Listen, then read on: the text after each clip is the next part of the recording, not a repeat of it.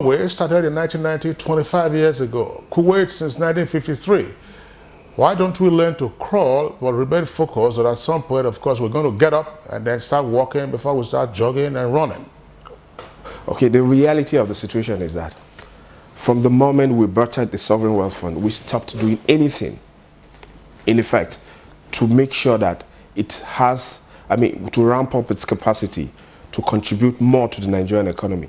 And this is the interesting part, because in my opinion, from 26th of May 2011, the day the bill was signed into law, our commitment to funding, to increasing the capital base of the Sovereign Wealth Fund ought to be a major priority at the highest level of governance. This is my opinion.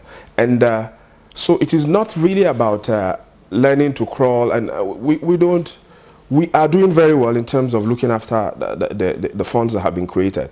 But at the same time, we're not giving it the needed support it needs to be able to impact positively on our economy. Imagine a situation whereby if we had saved all our excess crude earnings from May 2011, today we will not be complaining about dwindling oil revenues. That's right.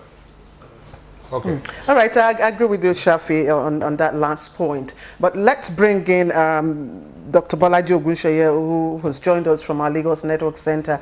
Dr. Bolaji Ogunsheye, you've been listening to the conversations here in our studio. The reason for the Sovereign Wealth Fund, to borrow the words of Shafi here, who has written extensively on this matter, is to address what he called, what other people, the economists would call, the resource curse syndrome, which of course arises from countries with surplus natural resources that are unable to address their challenges. Now, this Sovereign Wealth Fund is to address infrastructure. It's also to address future needs of Nigerians. It is also to address economic budget. I don't know. Mr. Oji here explained all those. But do you think with what we've had, 15 billion in a profit, have we done well? Naira profit. Have we done well? Thank you very much. We definitely have done well. But can I just quickly start by saying that it would be great to be a doctor. I do not have a PhD, even though I started. I'm Mr. Bolaji Ogunsheye, or simply Bolaji Ogunsheye, so the doctor is not part of my designation, number one. But seriously, Mr. Oji, I must congratulate you and say that with me, certainly, you are in very, very friendly territory. I think you have done, your agency with your staff, you have done what no MDA has done virtually in the history of this country, which is to say, generate value, add value, create wealth, get something literally out of nothing. Yes, I take your point that, even other countries started with much lower funds and things. But before we got into this trouble, we were in a position to fund the NSIA as was intended. I think probably a mistake that was made was not to anchor in statutes the conditions for funding. You see, if you made it, voluntary, what we have seen is what you're likely to get. People rather want to spend the money on something else. Secondly, I would like to say that in principle, okay, in terms of first principles, I think the Sovereign Wealth Fund for me represents a more grown-up, a more mature way of handling excess funds that you make from crude sales and things as the main source of our foreign exchange earnings, and therefore we should prioritize the funding of it, much stronger than we've done. Like I said before, I would like to see, if it has not been done, to see the funding by all the tiers of government, or whichever the stakeholders are, anchored in statute, so that people don't really have the freedom to maneuver in that respect. But if a more fundamental point I want to make is this. Kingsley Osadolo, one of the anchors, had said that, well, maybe we're impatient, we should, learn to crawl before we walk. I beg to disagree, and I disagree very strongly. I noticed that the only time in this country when people talk about, oh, let's go slowly, let's crawl, it took America 500 years, is only when we're trying to do something that benefits the majority, that is in the interest of the future generation and things like this, all these things that NSIA are doing. When it comes to the benefits of the powerful people of politicians, we don't learn to crawl before we walk and think. I mean, look at how the funding of elections by politicians, look at how it's jumped over the last 3 elections. It's just going by geometrical increases. And nobody's complaining. Look at the last election. So if we can fund those things, and after all, we know that the politicians are not funding these elections with money from their factories, from their export business, or from their agricultural export. We know that it's mostly money diverted from government. So if there is all this money to divert, why don't we have money to incrementally fund the SWF? Therefore, again, I go back to my point, as much as possible, if we had not done so, we should anchor the duty to fund the SWF in statute.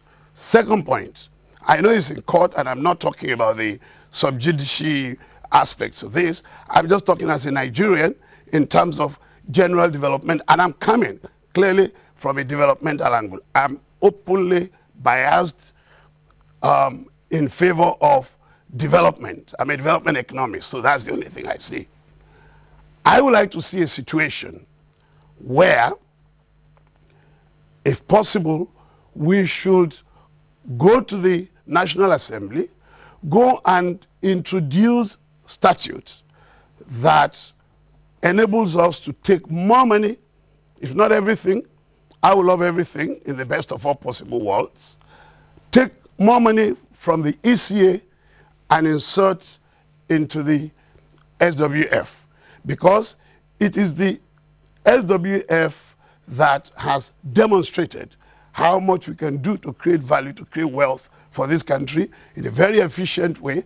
I mean, Mr. Oji, you are running what is rare in Nigeria. Many of these government things are not efficient, they are not effective. So if we now find a body that can run our resources, that can manage it efficiently, effectively, I think we had better be putting a lot more of our money there. So we have a duty to go to the National Assembly, okay, and go and look at constitutional possibilities to guarantee and anchor the mechanisms by which we fund the SWF.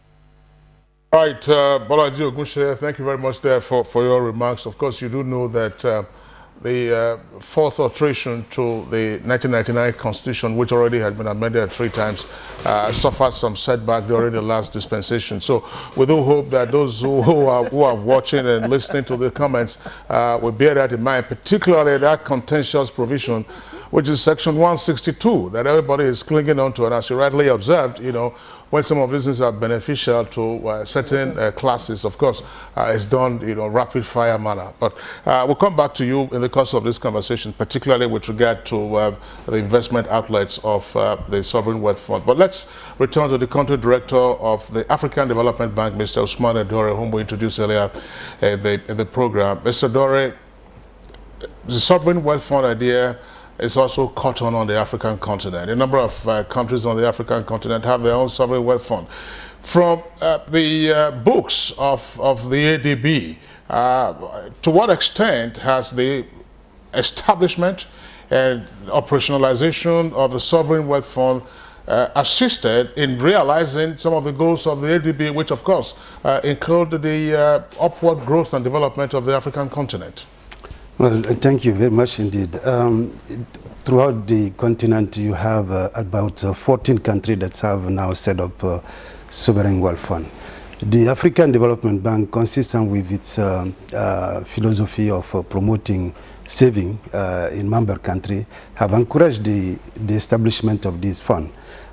Clearly, if you take the case of Nigeria, the particularity of the sovereign wealth fund here is that it goes beyond the traditional 2 mandates, which are about stabilization, as Uche was talking about, it was also go beyond the saving even part of the mandate of the sovereign wealth fund.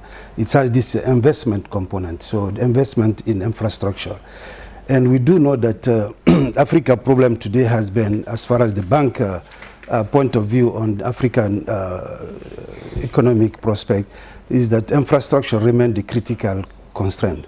And so finding vehicle like a sovereign wealth fund or other let's say sovereign investment like a pension fund or insurance fund go a long way toward helping to fund the huge infrastructure deficit as we see on the continent.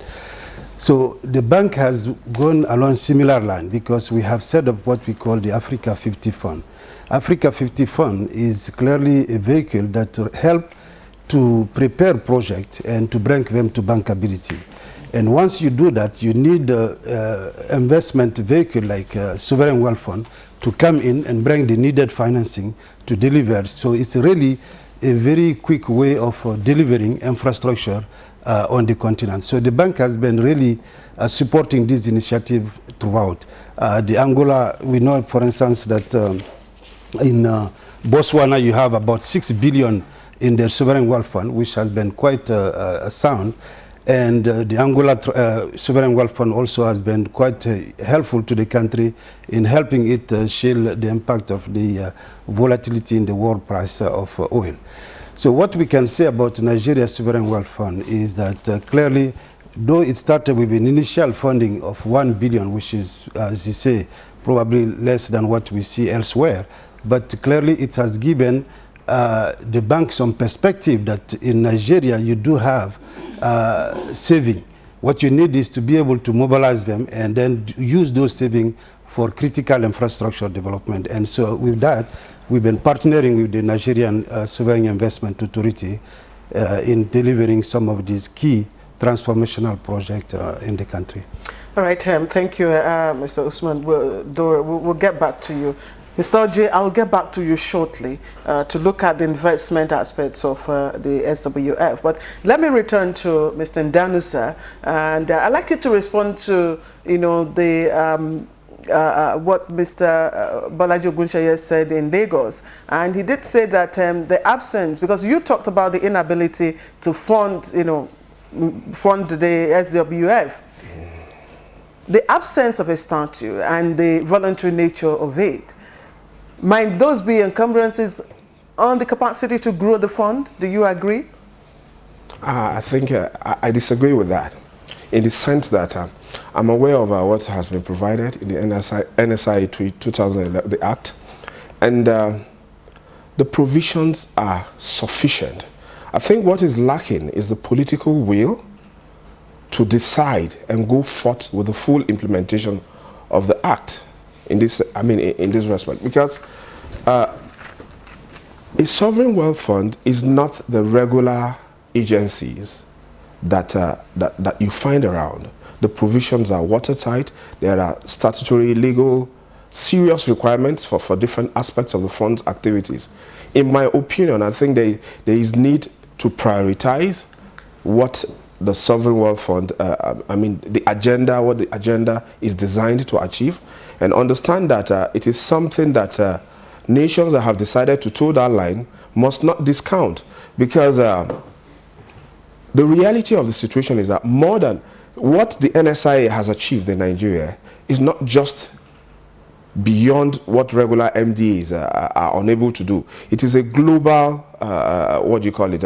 It's a global, globally recognized performance, in the sense that they have been able to diversify their investment strategies. They've been able to prove that beyond investing in the domestic economy through the infrastructure fund, you can go out and focus at the global level to make investments in areas, in sectors, in regions where it is possible for the nation to benefit from. So the NSIA has a global picture of exactly what is required in these times of complexity. So they have proven that they have the capacity to manage any scale of resources, regardless of whether they are focusing on the domestic Nigerian economy or they have to focus outside. And interestingly, the remarkable results that have been achieved in the 2014 fiscal year proves that because the advantages came significantly from the future, from the investments that were made, particularly in the Future Generations Funds, which has external focus in the sense. So there are sovereign wealth funds that focus mainly on domestic investments. There are others who focus globally. Okay, The NSIA has been able to do both successfully. In our experience, this appears not to be a widely accepted option or solution or strategy, because some state governments are not keen to it. Rather, they would want to have their own share. So how do we get this tiers of government to also key into this, since this is a federal thing? Okay, first of all, I would like to correct the notion that it's only when you have excess savings or revenues that you set up sovereign wealth funds. In a time of economic scarcity, when you have scarce financial resources, the sovereign wealth fund model is a perfect solution to that kind of situation. And what it means is that governments at different levels in Nigeria can key into these initiatives so that they can identify their key economic priorities and set aside resources that can be professionally managed for the achievement of this. The NSIA has demonstrated this consistently over the years. So it is a case study for state governments to look at. It will interest you to know that in the recent Sovereign Wealth Fund rankings published by the Sovereign Wealth Fund Institute, the Bayelsa Investment and Development Corporation, its total asset base is even higher than what the entire federation has set up. So this is one state government that has proven that at the state level something can be done. In other words, what you're saying, Mr. Danusa, is that yes, in as much as Nigeria has a sovereign wealth fund, then they have the NSIA that is operating the sovereign wealth fund. It doesn't preclude state governments or local governments from also having their own funds. They can't be sovereign this time because you have only one sovereign entity, which is the federation.